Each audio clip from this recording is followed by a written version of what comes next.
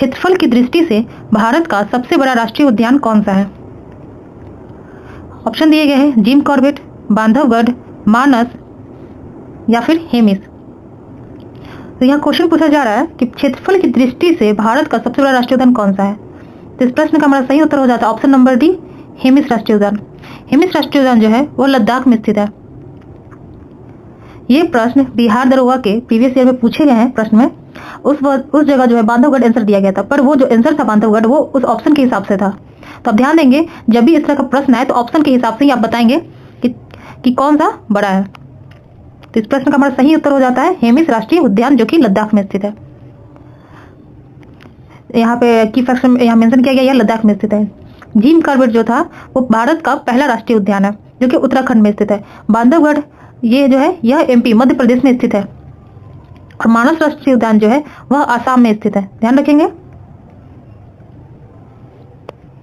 अगला प्रश्न है, जंग हटाने के लिए किसका प्रयोग किया जाता है? ऑप्शन दिए गए हैं HCl, HF, HNO3 या फिर H2SO4। तो इस प्रश्न का सही उत्तर हो जाता है जंग हटाने के लिए HF का प्रयोग किया जाता है। HF जो है एक प्रकार का रंगहीन द्रव है और इसका प्रयोग जो है नकाशीदार कांचों में भी प्रयोग किया जाता है। ध्यान देंगे यहाँ की फैक्ट में लिखा गया है रंगीन द्रव है और इसका प्रयोग नकाशीदार कांच में किया जाता है। अगला प्रश्न है, मुर्रा नस्ल का संबंध किससे है? ऑप्शन दिए गए हैं गाय, बकरी, भैंस या फिर बैल। तो मुर्रा नस्ल जो है, मुर्रा नस्ल का संबंध जो है यह भैंस है, यह भैंस की नस्ल है। और इसे जो है हरियाणा में काला सोना भी कहते हैं। ध्यान रखेंगे। क्वेश्चन नंबर 4, अकबर का भूमि वर्गीकरण में कौन शामिल नहीं है? तो अकबर के द्वारा जो भूमि वर्गीकरण किया गया था उसमें यह कौन शामिल नहीं है, यह प्रश्न पूछा गया। ऑप्शन दिए गया है पोलज, पड़ौती, चाचर या फिर जरिया। इस प्रश्न का सही उत्तर हो जाएगा जरिया। जरिया जो है वो शामिल नहीं है। पोलज है जो वर्ष भर किया जाता है, पड़ौती भी है और चाचर भी है। पड़ौती को इसमें यह भी पूछा जाता है कौन वर्ष भर किया जाता है, कौन छोड़ दिया जाता है, जैसे कि एक बंजर भी है।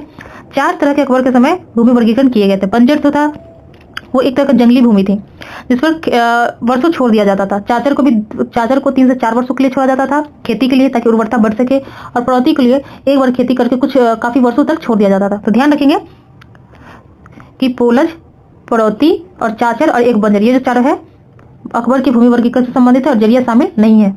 इस प्रश्न का सही हो जाएगा ऑप्शन नंबर डी। यहाँ बंजर भी एक भूमि वर्गीकरण में शामिल है। ध्यान रखें। अगला प्रश्न है क्वेश्चन नंबर 5, अरिहंत क्या है? ऑप्शन दिया गया अनुयायी है, शिष्य है, गुरु है या फिर तीर्थंकर है। अर्थात यहाँ पूछा जा रहा है अरिहंत का अर्थ क्या है। तो अरिहंत का जो अर्थ होता है वो ऑप्शन नंबर डी तीर्थंकर होता है। और यह जो है तीर्थंकर जो है वो जैन धर्म से संबंधित है। ध्यान रखेंगे। अगला प्रश्न है, अंकलेश्वर स्थित है कहाँ, किस राज्य में? ऑप्शन दिए गए हैं गुजरात, मध्य प्रदेश, राजस्थान या फिर पंजाब। तो अंकलेश्वर जो है यह एक रासायनिक उद्योगों के लिए प्रसिद्ध है। यह जगह रासायनिक उद्योगों के लिए प्रसिद्ध है और यह जो है यह गुजरात में स्थित है। यहाँ लिखा गया है यह एक जिला है जहाँ रासायनिक उद्योग एवं और खनिज तेल का उत्पादन होता है, अंकलेश्वर में।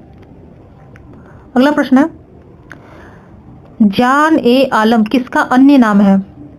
ऑप्शन दिए गए वाजिद अली शाह, शाहजहां, अहमद शाह या फिर नूरजहां। तो जान आलम जो है यह नाम जो है वाजिद अली शाह का है, जो कि अवध के नवाब थे। ध्यान रखेंगे। यह अवध के नवाब थे और इनका एक और नाम है अख्तर प्रिया। ध्यान रखेंगे। अगला प्रश्न है क्वेश्चन नंबर 8, पराबैंगनी तरंगों की प्रतिक्रिया पर अपने पृष्ठ से इलेक्ट्रॉन कौन उत्सर्जित नहीं करती है? ऑप्शन दिए गए हैं जिंक, कैडमियम, मैग्नीशियम या फिर हीलियम। तो कौन नहीं करती? तो इस प्रश्न का सही उत्तर हो जाएगा option number D helium. Helium नहीं करती है, जिंक करती है, कैडमियम करती है और मैग्नीशियम भी करती है। और इसके कुछ एटॉमिक नंबर भी यहाँ लिख दिए गए हैं। जिंक का 30 होता है, एटॉमिक नंबर भी पूछे जाते हैं। जिंक का 30 होता है, कैडमियम का 48, मैग्नीशियम का 12 और हीलियम का 2। अगला प्रश्न है, दीवान ए अर्ज किसका विभाग था? ऑप्शन दिए गए हैं बलबन, मोहम्मद बिन तुगलक, अकबर या फिर अलाउद्दीन खिलजी। तो दीवान ए अर्ज जो है एक प्रकार के सैन्य विभाग है और यह जो बनाया गया था, यह विभाग यह बलबन के द्वारा बनाया गया था। और इसके अध्यक्ष जो होते हैं, इसके अध्यक्ष को, दीवान ए अर्ज के अध्यक्ष को कहा जाता है आरिज ए मुमालिक।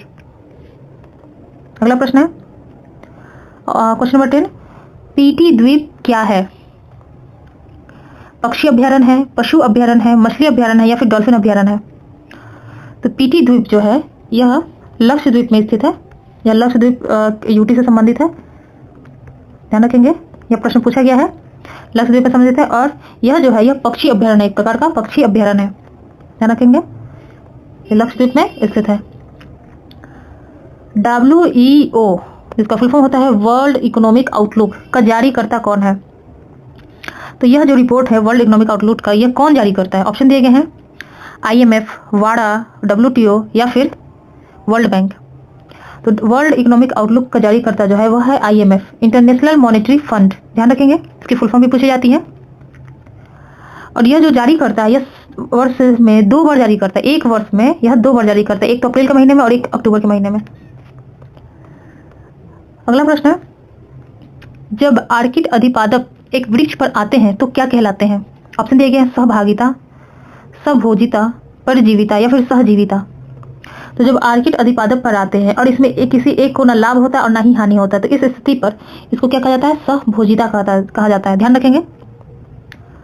अगला प्रश्न है, कुल्लू और स्पीति को कौन जोड़ती है? ऑप्शन दिए गए हैं रोहतांग दर्रा, जोजिला दर्रा, डेप्सा दर्रा या फिर सिपकिला दर्रा। तो कुल्लू और स्पीति को जो है वो डेप्सा दर्रा जोड़ती है। और यह जो है हिमाचल प्रदेश में स्थित है, ध्यान रखेंगे, हिमाचल प्रदेश में स्थित है। डेप्सा दर्रा और कुल्लू और स्पीति को जोड़ती है। हाँ, यह की पॉइंट्स में लिखे गए हैं। यह हिमाचल प्रदेश में स्थित है और यह जो है ग्रेट हिमालय का एक भाग है, जिसे वृहत हिमालय भी हिंदी में कहा जाता है। अगला प्रश्न है, पार्थेनियम क्या है? एक खरपतवार है, कीटभक्षी पौधा है, कांटेदार पौधा है या फिर इनमें से कोई नहीं? पार्थेनियम जो है एक प्रकार का खरपतवार है। तो इस प्रश्न का सही उत्तर हो जाता है हमारा खरपतवार। और इसे जो है यह एक प्रकार का गाजर घास भी कहलाता है। अगला प्रश्न है, कौन जाइलम का भाग नहीं है? ऑप्शन दिए गए हैं मृदुतक, वाहिनीकाय, वाहिका या फिर सभी। तो जाइलम का कौन सा भाग नहीं है? जाइलम के जो है वो 4 भाग होते हैं, ध्यान रखेंगे। 4 भाग में कौन कौन शामिल है? एक तो मृदुतक, वाहिनीकाय, वाहिकाय और चौथा जो है, नाम याद रखेंगे चौथा का, तंतु। ये चारों जो है जाइलम का ही भाग है। अर्थात इस प्रश्न का सही उत्तर हो जाएगा सभी है, ऑप्शन नंबर डी। यहाँ चौथा लिखा गया है तंतु। बाबर के जीतने का क्या कारण है? ऑप्शन दिए गए अस्थायी सेना, तुगलमा पद्दी, घुड़सवार या फिर तलवारबाजी। ये जो प्रश्न पूछा जा रहा है, जो बाबर जब एंट्री किया था पानीपत के युद्ध में, तब पूछा जा रहा है कि बाबर के जीतने का मुख्य कारण क्या था? भारत में स्थापत्य, मुगल साम्राज्य स्टार्ट करने का मुख्य कारण क्या था? इब्राहिम लोदी को हराकर बाबर ने जीत हासिल की थी और तभी से मुगल सत्ता भारत देश में स्थापित हो गई थी। तो यह जो ऑप्शन के हिसाब से अगर देखा जाए तो ये प्रश्न का सही उत्तर हो जाएगा। बाबर के जीतने का कारण क्या था? तुगलमा पद्धति थी, ध्यान रखेंगे, तुगलमा पद्धति। अगला प्रश्न है, यहाँ पर कुछ एक्स्ट्रा की फैक्ट्स भी लिखे गए हैं, दिए गए हैं। बाबर का जन्म कब हुआ था? ये भी पूछे जाते हैं। तो यह 14 फरवरी 1483 को हुआ था और यह फरगना जिले में हुआ था, ध्यान रखेंगे, फरगना जिले में हुआ था जो कि तुर्क में है। और अभी जो उस टाइम जो वो तुर्क में पड़ता था और अब जो है यह उज्बेकिस्तान में है अभी, ध्यान रखेंगे। 14 फरवरी 1483 को इनका जन्म हुआ, फरगना जिला से ये संबंधित है और इनका जो जन्म हुआ था उज्बेकिस्तान में, जो अभी जो फरगना जिला वो उज्बेकिस्तान में स्थित है, ध्यान रखेंगे। अगला प्रश्न है, सरकी राजवंश का संस्थापक कौन है? ऑप्शन दिए गए हैं हुसैन शाह सरकी, मलिक उल सरकी, अकबर शाह या फिर फिरोज शाह सरकी। तो इस प्रश्न का सही उत्तर हो जाएगा मलिक उल सरकी। सरकी राजवंश का संस्थापक मलिक उल सरकी है। अगला प्रश्न है, किस सुल्तान ने खलीफा के अधिकार को मानने से इनकार किया था? ऑप्शन दिए गए हैं अलाउद्दीन खिलजी, इल्तुतमिश, बलबन या फिर मोहम्मद बिन तुगलक। तो इस प्रश्न का सही उत्तर हो जाएगा खलीफा के अधिकार को मानने का इनकार जो किया था वो अलाउद्दीन खिलजी के द्वारा किया गया था, ध्यान रखेंगे। और हाँ, यहाँ एक की पॉइंट्स भी दिए गए हैं एक्स्ट्रा की फैक्ट्स में कि अलाउद्दीन खिलजी के द्वारा, इन्हीं के द्वारा ही क्या किया गया था? बाजार नियंत्रण प्रणाली व्यवस्था लाई गई थी पहली बार। अगला प्रश्न है, यूरोप को उत्तरी अमेरिका से कौन अलग करता है?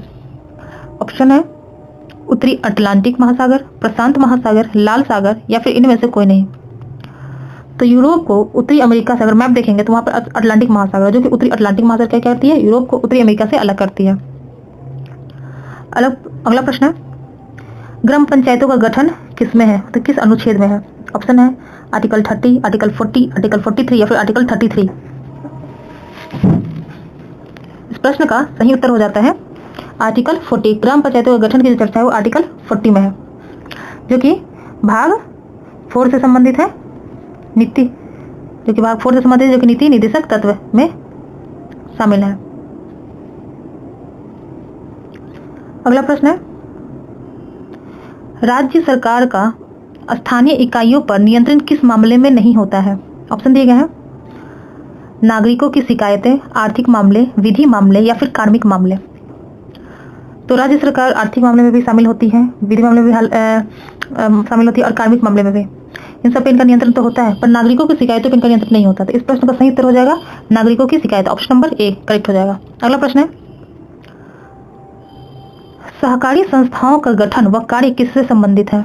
ऑप्शन दिए गए हैं, 95 amendment act 2011, 96 amendment act 2012, 97 amendment act 2011, 95 amendment act 2012। तो सहकारी संस्था जो है वो किस अमेंडमेंट एक्ट से संबंधित है? तो इस प्रश्न का सही उत्तर हो जाएगा सहकारी संस्था जो है वो 97 अमेंडमेंट एक्ट 2011 से संबंधित है, ध्यान रखेंगे। अगला प्रश्न है, शरीर के संपर्क में स्प्रिट ठंडी अनुभूति देती है। ऑप्शन दिए गए, सुचालक, एक द्रव, पारदर्शी या फिर अत्यंत वाष्पशील। तो ये प्रश्न जो पूछा गया है, ठंडी स्प्रिट जो होता है, जब ठंडी अनुभूति क्यों देती है, किसके कारण? सुचालक इसलिए, द्रव है इसलिए, पारदर्शी या इसलिए, या फिर अत्यंत वाष्पशील होता है। इस प्रश्न का सही उत्तर हो जाएगा ऑप्शन नंबर डी, यह अत्यंत वाष्पशील होता है, इसलिए शरीर के संपर्क में आने पर यह ठंडी अनुभूति देती है। अगला प्रश्न है, कैडमियम से संबंधित रोग है। ऑप्शन दिए गए हैं, फेफड़े, मस्तिष्क, हड्डी या फिर श्वसन। तो इस प्रश्न का सही उत्तर हो जाएगा कैडमियम से जो है वो हड्डियों से संबंधित है, ध्यान रखेंगे। अगला प्रश्न है, पौधों में रंध्रों का खुलना और बंद होना किस पर निर्भर करता है? ऑप्शन दिए गए हैं, परासरणीयता, स्फीति दाब, वाष्पोत्सर्जन या फिर निस्यंदन। तो इस प्रश्न का सही उत्तर हो जाएगा पौधे में रंध्रों का खुलना और बंद होना जो है यह निर्भर करता है स्फीति दाब पर। अगला इस प्रश्न का सही उत्तर हो जाएगा ऑप्शन नंबर बी, स्फीति दाब। अगला प्रश्न है, फूलों का एक भाग है, कौन सा है? मध्य सिरा, स्त्री केसर, सीरा या फिर सभी। तो इस प्रश्न का सही उत्तर हो जाएगा ऑप्शन नंबर बी, स्त्री केसर। फूल का एक भाग है स्त्री केसर। ऑप्शन दी। अगला प्रश्न है, केंद्रक कला का निर्माण किस कोशिकांग द्वारा होता है? ऑप्शन दिए गए हैं, अंतर्द्रव जालिका में, हरित लवक में, माइटोकॉन्ड्रिया या फिर गोल्गी का। तो इस प्रश्न का सही उत्तर हो जाएगा केंद्रक कला का निर्माण जो है वह अंतर्द्रव जालिका में होता है, ध्यान रखेंगे। केंद्रक कला का निर्माण किस कोशिकांग द्वारा होता है? तो अंतर्द्रव जालिका द्वारा। अगला प्रश्न है, लसिका व एवं रुधिर किस ऊतक का उदाहरण है?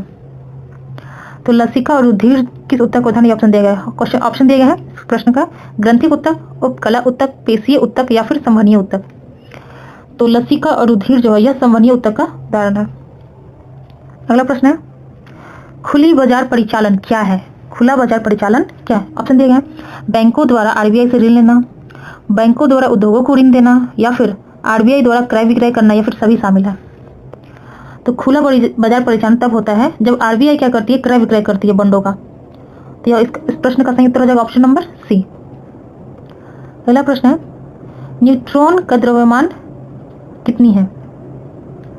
ऑप्शन दिए गए हैं, 1.67 10 to the -30, 1.67 10 to the -37 sorry 1.67 into 10 to the -27 या फिर 1.67 10 to the -28। तो इस प्रश्न का सही उत्तर हो जाएगा option number C, 1.67 10 to the -27 kg। ये बात ध्यान रखेंगे, यूनिट केजी। अगला प्रश्न है, भूगोल को मानव परिस्थिति के रूप में परिभाषित किसने किया? ऑप्शन दिए गए हैं, ब्लास ने, एच बैरोज ने, जीन ब्रोन्स ने या फिर फ्रेडरिक राइटजेल ने। तो भूगोल को मानव परिस्थिति के रूप में एच बैरोज के द्वारा परिभाषित किया गया है, याद रखेंगे। अगला प्रश्न है, पांड्यों की राजधानी क्या है? मदुरई, उदयपुर, कल्याणी या फिर धार। तो पांड्यों की जो राजधानी है वह है मदुरई, ध्यान रखेंगे, प्रश्न बहुत बार पूछे गए हैं। और इसके संस्थापक पूछे जा सकते हैं, तो इसके संस्थापक है राजा कंडुगोन, ध्यान रखेंगे, राजा कंडुगोन। अगला प्रश्न है, हुनों का प्रमुख शासक कौन था? मिहिर कुल, चंगेज खान, अहमद अब्दाली या फिर नादिर शाह।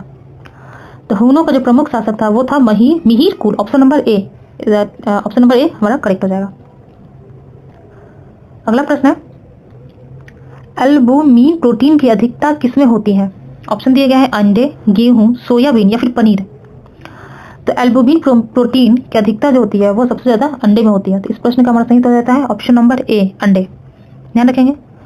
अगला प्रश्न है, प्रकाश संश्लेषण में कौन सी गैस मुक्त होती है? ऑप्शन दिए गए हैं कार्बन डाइऑक्साइड, ऑक्सीजन, हाइड्रोजन या फिर C6H12O6 मतलब ग्लूकोज। तो प्रकाश संश्लेषण के दौरान जो है वो ऑक्सीजन गैस मुक्त होती है। ध्यान रखेंगे। ऐसे तो H2 भी होता है पर प्रमुख रूप से अगर पूछा जाए तो ऑक्सीजन। ध्यान रखेंगे। अगला प्रश्न है, केसरी पत्रिका किस भाषा में प्रकाशित हुई थी? ऑप्शन दिए गए अंग्रेजी, मराठी, हिंदी, संस्कृत। केसरी जो पत्रिका थी यह जो है बीजी तिलक के द्वारा, बाल गंगाधर तिलक के द्वारा प्रकाशित की गई थी। और इसके साथ साथ इन्होंने एक और पत्रिका केसरी पत्रिका निकाली थी। और यह जो यहाँ पूछा जा रहा है किस भाषा में प्रकाशित की गई थी, तो यह भाषा पूछा जा रहा है। तो ऑप्शन दिए गए अंग्रेजी, मराठा, हिंदी या फिर संस्कृत। तो यह जो था इस प्रश्न में हमारा सही उत्तर हो जाएगा मराठी। केसरी जो है वो मराठी भाषा में प्रकाशित की गई थी। अगला प्रश्न है, यहाँ की फैक्ट दिए गए, यह पत्रिका बाल गंगाधर तिलक के द्वारा प्रकाशित की गई थी। अगला प्रश्न है, सांगपो के नाम से किस नदी को जाना जाता है? ऑप्शन दिए गए हैं सतलज, सिंधु, ब्रह्मपुत्र या फिर महानदी। तो सांगपो के नाम से जो है यह ब्रह्मपुत्र को जाना जाता है। और ये कहाँ कहा जाता है? तिब्बत में। ध्यान रखेंगे, तिब्बत में इसे सांगपो के नाम से जाना जाता है। और यहाँ कुछ की फैक्ट दिए गए, जैसे अरुणाचल प्रदेश में क्या कहा जाता है? दिहांग के नाम से भी जाना जाता है। ध्यान रखेंगे, पूछे जाते हैं सारे प्रश्न। अगला प्रश्न है, जतेंद्रनाथ दास ने कितने दिनों का व्रत रखा था? ऑप्शन दिए गए 60, 63, 65, 67। तो जतेंद्रनाथ दास ने जो यह जो थे यह एक स्वतंत्रता सेनानी थे। ध्यान रखेंगे, जतेंद्रनाथ दास जो है यह एक स्वतंत्रता सेनानी थे और इन्होंने 63 दिनों का व्रत रखा था। अगला प्रश्न है, गांधी जी की पत्नी का क्या नाम था? ऑप्शन दिए गए हैं कस्तूरबा गांधी, पुतलीबाई, मीराबाई या फिर कजरी गांधी। तो गांधी जी की पत्नी का जो नाम था, इस प्रश्न का हमारा सही उत्तर रहता है Kasturba Gandhi, option number A. और यहाँ ध्यान देंगे कि पुतलीबाई भी दिया गया, तो पुतलीबाई जो है इनकी माता का नाम है। ये पूछे जाते हैं इनके परिवार से, इनकी माता का नाम क्या है, इनके पिताजी का नाम क्या है। तो ये ध्यान रखेंगे कि इनकी माता का नाम पुतलीबाई है और इनकी पत्नी का नाम कस्तूरबा गांधी है। अगला प्रश्न है, साइमन कमीशन के समय वायसराय कौन था? ऑप्शन दिए गए हैं इरविन, लिनलिथगो, विलियम बेंटिंग या फिर कैनिंग। तो साइमन कमीशन के वायसराय के जो समय आया था, तो यह जो आया था, यह कब आया था? साइमन कमीशन के समय वायसराय कौन था? तो यह जो थे यह इरविन थे। साइमन कमीशन के समय वायसराय इरविन थे। ध्यान रखेंगे।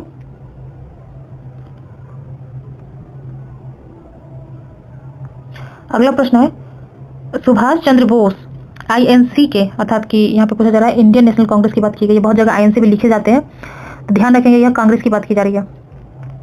इंडियन नेशनल कांग्रेस की बात की जा रही है कि पहली बार अध्यक्ष कब बने थे? ऑप्शन दिए गए 1939, 1938, 1942 या फिर 1943 में। तो सुभाष चंद्र बोस जो है वो पहली बार अध्यक्ष बने थे 1938 हरिपुरा अधिवेशन, इसे हरिपुरा अधिवेशन के भी नाम से जाना जाता है। और ये दूसरी बार जो अध्यक्ष बने थे, जिसे त्रिपुरी संकट के नाम से जाना जाता है, यह है 1939। ये प्रश्न बहुत बार पूछे जा चुके हैं कि त्रिपुरी संकट से कौन संबंधित है? तो सुभाष चंद्र बोस है। और इन्होंने कब दूसरी बार अध्यक्ष बना था? तो 1939। पर इन्होंने बाद में क्या किया था? अपना इस्तीफा दे दिया था और उसके बाद इन्होंने फॉरवर्ड ब्लॉक की स्थापना की थी। ध्यान रखेंगे, पहली बार अध्यक्ष 1938 हरिपुरा अधिवेशन। अगला प्रश्न है, क्लच शतरंज के विजेता कौन बने हैं? ऑप्शन दिए गए हैं D Gukesh, Magnus Carlsen, Koneru Humpy या फिर वैशाली रमेश बाबू। यहाँ वी हो गया है, वैशाली रमेश बाबू होगा। ध्यान रखेंगे। अगला इस प्रश्न का हमारा सही उत्तर जाता है, हाल ही में जो हुए हैं क्लच शतरंज, तो उसके विजेता हो जाएंगे मैग्नस कार्लसन। साथ ही अभी हाल ही में इन्होंने ई चेस में भी विजेता घोषित हुए हैं। तो ध्यान रखेंगे मैग्नस कार्लसन या क्लच शतरंज के विजेता। और ये कहाँ से है, ये प्रश्न पूछे जा सकते हैं, तो इस बात को ध्यान रखेंगे। यह नॉर्वे देश से संबंधित है, यह बहुत BBI है, तो याद रखेंगे क्योंकि इन्होंने बहुत सारी अभी टूर्नामेंट जीते हैं। तो यह जो है नॉर्वे देश से संबंधित है और क्लच शतरंज के विजेता मैग्नस कार्लसन बने हैं। ध्यान रखेंगे। अगला प्रश्न है, इसरो ने हाल ही में CMS-03 लॉन्च किया है। तो यह जो लॉन्च किया है किस व्हीकल से लॉन्च किया गया है, यह पूछा जा रहा है। ऑप्शन दिए गए हैं LVM-3M5 या फिर GSLV-M5 या फिर LVM-3M4 या फिर GSLV-M4। तो यह CMS-3 जो लॉन्च किया गया है हाल ही में, यह किया गया है LVM-3M5 के द्वारा। ध्यान रखेंगे। अगला प्रश्न है, साइंस और टेक के प्रश्न काफ़ी बनते हैं, तो उस पर पूरे तरह से अच्छे से ध्यान देंगे हर एक प्रश्न पे। अगला प्रश्न है, पारूमाला पेरुनल कहाँ मनाया जाता है यह उत्सव? केरल में, कर्नाटक में, तमिलनाडु में या फिर आंध्र प्रदेश में? तो इस प्रश्न का सही उत्तर हो जाता है पेरूमाला पेरुनल जो है वह केरल में से संबंधित है, केरल में मनाया जाता है। अगला प्रश्न है, छत्तीसगढ़ के सीएम कौन है? तो ऑप्शन दिए गए हैं, पेमा खांडू, हेमंत विश्व शर्मा, मोहन यादव या फिर विष्णुदेव साई। तो छत्तीसगढ़ के जो सीएम है वह है विष्णुदेव साई। पेमा खांडू और हेमंत विश्व शर्मा ये सब अलग अलग राज्यों के हैं। विष्णुदेव साई जो है वो छत्तीसगढ़ के सीएम है और इसके गवर्नर जो है श्री रामेन डेका है। ध्यान रखेंगे, governor Shri ramen Deka, governor मतलब राज्यपाल। अगला प्रश्न है, सागर द फैमिलिया क्या है? यह करंट का प्रश्न है। ऑप्शन दिए गए हैं, चर्च है, किताब है, धर्म है या फिर संस्था है। तो सागर द फैमिलिया जो है यह एक चर्च है। इसे कुछ एक्स्ट्रा की फर्ज दिया गया है। यह जो है सबसे ऊंचा चर्च है और यह कहाँ स्थित है? स्पेन में स्थित है, ध्यान रखेंगे। भारत का बिस्मार्क किसे कहते हैं? ऑप्शन दिए गए हैं, जवाहरलाल नेहरू, सरदार वल्लभ भाई पटेल, गांधी जी या फिर राजेंद्र प्रसाद। तो भारत का बिस्मार्क जो है वो सरदार वल्लभ भाई पटेल को कहा जाता है, ध्यान रखेंगे। और 31 अक्टूबर को इन्हीं के नाम पर क्या मनाया जाता है? एकता दिवस, ध्यान रखेंगे। अगला प्रश्न है, इन्हें लौह पुरुष के भी नाम से जाना जाता है। अगला प्रश्न है, MLS गोल्डन बूट किसने जीता? ऑप्शन दिए गए, रोनाल्डो, क्रिस्टियानो रोनाल्डो जो कि फुटबॉलर है, लियोनेल मेस्सी ये भी फुटबॉलर है। ऑप्शन नंबर सी है, ए और बी दोनों, मतलब लियोनेल मेस्सी और रोनाल्डो दोनों को दिया गया या फिर इनमें से कोई नहीं, या फिर किसी को नहीं दिया गया।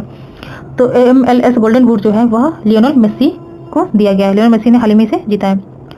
अगला प्रश्न है, हाल ही में बजरंग सेतु का उद्घाटन कहाँ किया गया है? ऑप्शन दिए गए हैं, उत्तराखंड, उत्तर प्रदेश, बिहार या फिर गुजरात। तो बजरंग सेतु जो है वो बनाया गया है, उद्घाटन किया गया है उत्तराखंड में, ध्यान रखेंगे। यह एक तरह का कांच का ब्रिज है, कांच सस्पेंशन ब्रिज है। हाँ, यह पूछ सकता है ये किस नदी पर है, तो यह है गंगा नदी पर और यह जो है कांच सस्पेंशन ब्रिज है और ये उत्तराखंड के ऋषिकेश में बनाया गया, ध्यान रखेंगे। कहाँ बनाया गया है? ऋषिकेश। अगर जगह का नाम पूछ लिया जाए स्पेशली कि उस क्षेत्र का नाम, तो हो जाएगा ऋषिकेश। और ये किसके जगह बनाया ये भी पूछ सकता है, तो यह लक्ष्मण, ध्यान रखेंगे, लक्ष्मण की जगह पे बनाया गया। अगला प्रश्न है, ब्लू फ्लैग सर्टिफिकेशन किस राज्य को दिया गया? ऑप्शन दिए गए हैं, गुजरात, राजस्थान, महाराष्ट्र या फिर उत्तर प्रदेश। तो ब्लू फ्लैग सर्टिफिकेशन जो है वह हाल ही में महाराष्ट्र राज्य को दिया गया है। वो इसलिए दिया गया है, उद्देश्य अगर पूछा जाए तो वो ये पानी से संबंधित है, ध्यान रखेंगे। ब्लू फ्लैग ये साफ पानी से संबंधित है, इसलिए इन्हें ब्लू फ्लैग सर्टिफिकेशन से महाराष्ट्र को दिया गया।